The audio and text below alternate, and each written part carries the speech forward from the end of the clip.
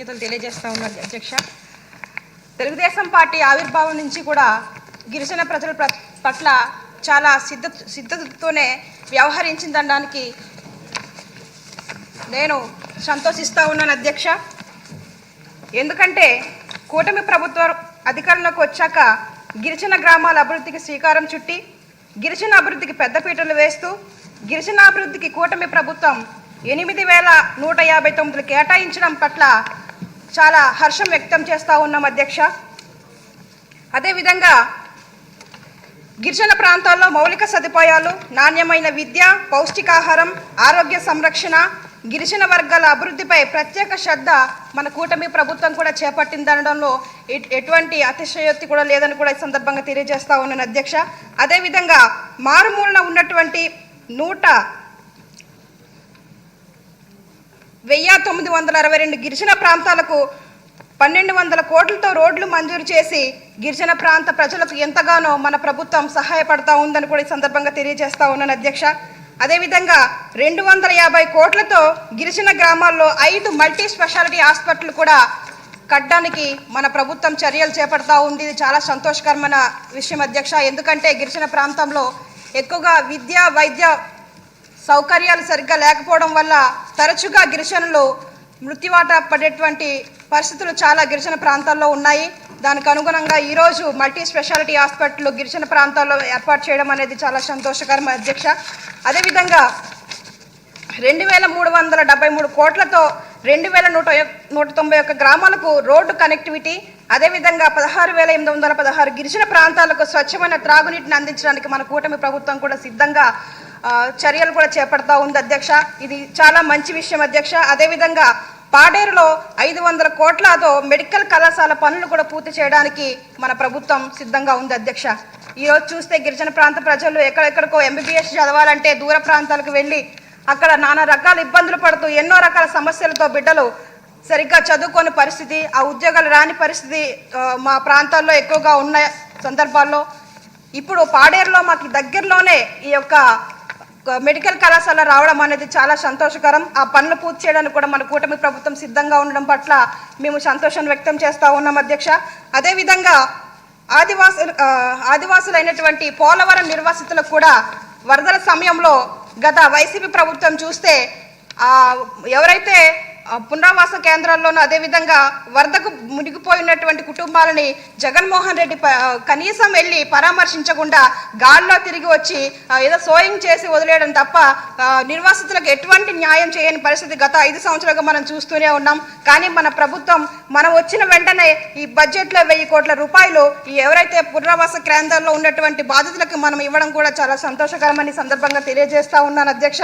అదేవిధంగా ఏజెన్సీ ప్రాంతాల్లో డోలీ మోతలు, రోడ్లు సరిగ్గా లేక గిరిజనులందరూ కూడా డోలీ వ్యవస్థతో బాధపడుతూ హాస్పిటల్కు డోలీలో వెళ్తా ఉన్నారని మన చంద్రబాబు నాయుడు గారు ఫీడర్ అంబులెన్స్ని పెడితే జగన్మోహన్ రెడ్డి గారు వచ్చి వెంటనే ఆ ఫీడర్ అంబులెన్స్ని కూడా రద్దు చేయడం ద్వారా మళ్ళీ కూడా ఈ గిరిజనులందరూ కూడా డోలీ మోతల్లోకే మళ్ళీ వెళ్ళిపోయిన పరిస్థితి అధ్యక్ష. అదేవిధంగా గిరిజనులందరూ కూడా వాళ్ళ యొక్క రక్తహీనతతో బాధపడతా ఉన్నారని ఫుడ్ బాస్కెట్లు కూడా పథకం ద్వారా మన ప్రభుత్వం మనం గిరిజనులకు అందిస్తే వాటిని కూడా ఈ జగన్మోహన్ రెడ్డి రద్దు చేసి గిరిజనులు రక్తహీనతతో బాధపడి మృత్యువాత పడేటట్లుగా చేసినటువంటి పరిస్థితులు ఈ జగన్మోహన్ రెడ్డి కల్పించారు అధ్యక్ష. అందుకని అధ్యక్ష నేను ఒకటి తెలియజేస్తా ఉన్నాను, గిరిజన ప్రాంతాల్లో అభివృద్ధికి మన చంద్రబాబు నాయుడు గారు ఏదైతే అరకు కాఫీని ఒక ప్రపంచవ్యాప్తంగా పరిచయం చేయాలి, ఒక బ్రాండ్గా పరిచయం చేయాలనేసి అరకును ప్రోత్సహిస్తే జగన్మోహన్ రెడ్డి గారు మాత్రం గంజాయిని ప్రోత్సహించారు అధ్యక్ష. ఈరోజు చూస్తే అరకు ప్రాంతంలో అదేవిధంగా పాడేరు ప్రాంతంలో ఈ గాంజాని పండిస్తూ ఉన్నారని ఒక ముద్ర అనేది వేయడం జరిగింది అధ్యక్ష. ఎందుకంటే అక్కడ ఉన్నటువంటి అరకును ప్రోత్సహించడం కాకుండా గంజాయిని పెంచడానికి ఎక్కువ ప్రోత్సహించాడు జగన్మోహన్ రెడ్డి అధ్యక్ష. ఈరోజు చూస్తే రాష్ట్రాన్ని మన ఏపీని కూడా దేశవ్యాప్తంగా కూడా చాలా సిగ్గు పడేటువంటి పరిస్థితుల్లోకి జగన్మోహన్ రెడ్డి తీసుకురావడం వల్ల ఈ ఆదివాసీ గిరిజనులందరూ కూడా చాలా బాధపడుతున్నటువంటి పరిస్థితులు అధ్యక్ష. ఎందుకంటే గిరిజన అస్తిత్వాన్ని కూడా దెబ్బ కొట్టినటువంటి ద్రోహి ఎవరైనా ఉన్నారంటే ఈ జగన్మోహన్ రెడ్డి అని సందర్భంగా తెలియజేస్తా ఉన్నాను అధ్యక్ష. ఇకపోతే గిరిజన హక్కులకు కానీ గిరిజన చట్టాలకు కానీ ఏమాత్రం భంగం కలగకూడదని మన ప్రభుత్వం 1/70 చట్టం తీసుకొచ్చి వాళ్ళ హక్కులను కాపాడుతూ వాటికి భంగం కలగకుండా ఎంతగానో చర్యలు తీసుకుంటా ఉంటే ఈరోజు చూస్తే మొన్న 1/70 చట్టానికి మన ప్రభుత్వం మీద వ్యతిరేకం అన్నట్టుగా నినాదాలు రకరకాలుగా ఈ వైసీపీ పార్టీ నాయకులు వెనకలుండి ప్రోత్సహించినటువంటి పరిస్థితులు అధ్యక్ష. కానీ ఈ సందర్భంగా నేను మన ఉమ్మడి కూటమి ప్రభుత్వం గిరిజన హక్కులకు కానీ చట్టాలకు కానీ ఎప్పుడు వ్యతిరేకం కాదు అనేది కూడా ఈ సందర్భంగా గిరిజన ప్రజలకు తెలియజేస్తా ఉన్నాను అధ్యక్ష. ఇక నందమూరి తారక రామారావు గారు అన్నగారు గిరిజనులు అందరూ కూడా వెనుకబడి ఉన్నారని చెప్పి అక్కడ గిరిజనులకి ఏదో ఒకటి న్యాయం చేయాలి, వారు బ్రతకాలంటే ఏదో ఒకటి వాళ్ళకి ఉపాధిలా కల్పించాలనే ఉద్దేశంతో జీడి మామిడి మొక్కలను ఆయనే కొనించి వాటిని పెంచడానికి కూడా దుప్పట్లని లేకపోతే రైస్ అని ఇచ్చి వాటి పెంపకాన్ని కూడా ప్రోత్సాహాన్ని కల్పించి ఈరోజు మా గిరిజనులందరూ కూడా కడుపు నిండా భోజనం తింటూ ఉన్నారంటే ఈ జీడి మామిడితో వచ్చేటువంటి ఆదాయంతోనే ప్రజలందరూ కూడా చాలా క్షేమంగా సంతోషంగా ఉన్నారని కూడా సందర్భంగా తెలియజేస్తూ ఉన్నాను అధ్యక్ష. అయితే ఈ జీడి మామిడి మొక్కలు ఉన్నాయి, పెంచుకొని బాగానే ఉన్నాం, కానీ ఈ దళారులు అనే వాళ్ళు అక్కడ మాకు సరైన జీడి మామిడి ఫ్యాక్టరీస్ లేకపోవడం వల్ల దళారులు ఏం చేస్తూ ఉన్నారంటే తక్కువ రేటుకే ఈ యొక్క రైతుల నుంచి కొనుగోలు చేసి వాళ్ళు ఆదాయాన్ని పొందుతూ ఉన్నారు. కానీ మా ఏవైతే రైతులు ఉన్నామో మేము అందరం కూడా నష్టపోయినటువంటి పరిస్థితులు అక్కడ చోటు చేసుకుంటున్నాయి. కనుక మా రంపచోడవరం నియోజకవర్గంలో ఈ జీడి మామిడి ఫ్యాక్టరీని ఒకటి ఏర్పాటు చేసినట్లయితే మాకు అక్కడ ఉపాధి అవకాశాలు మా బిడ్డలకు కల్పించినట్లు ఉంటుంది, మాకు మంచి ఆదాయ వ్యయాలు కూడా వచ్చే అవకాశాలు ఉంటాయి. కనుక తమ ద్వారా ఈ విషయాన్ని తెలియజేస్తా ఉన్నాను అధ్యక్ష. ఇకపోతే జీవో నెంబర్ 3 అధ్యక్ష.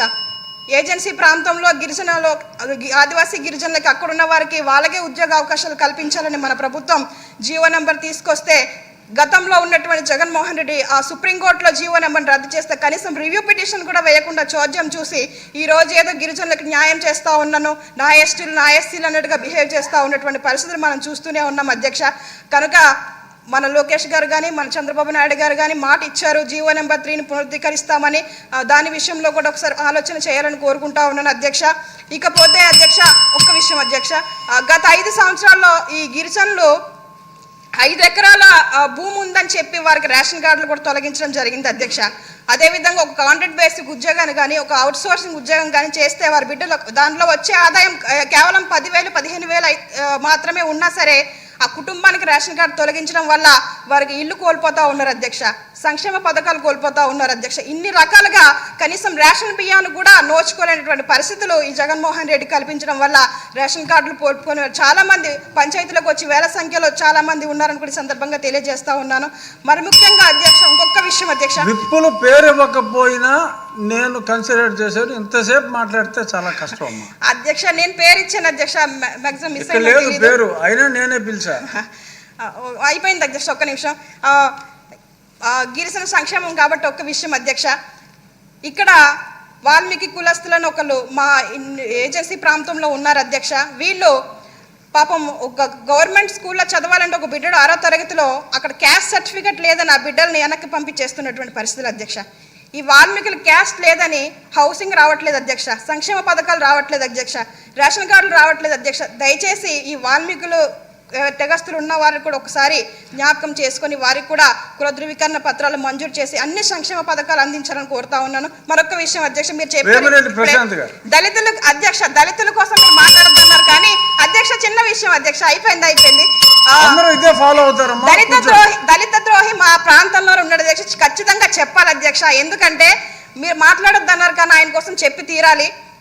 ఒక దళితుడిని సుబ్రహ్మణ్యాన్ని అతి కిరాతకంగా చంపేసి 5 నెలల్లో బెయిల్ తీసుకొని బయటకు వచ్చి రంపచోడవరం నియోజకవర్గ ప్రాంతంలోనే ఒక ఏదో ఏజెన్సీ పులి ఏజెన్సీ టైగర్ అని చెప్పి ఆ ప్రాంతాన్ని ఇప్పటికి ఇంకా భయభ్రాంతులకు గురి చేసుకుంటూనే ఆ ప్రాంతాన్ని దోచుకుంటూనే తిరుగుతూ ఉన్నాడు ఎమ్మెల్సీ అనంతబాబు అనే వ్యక్తి.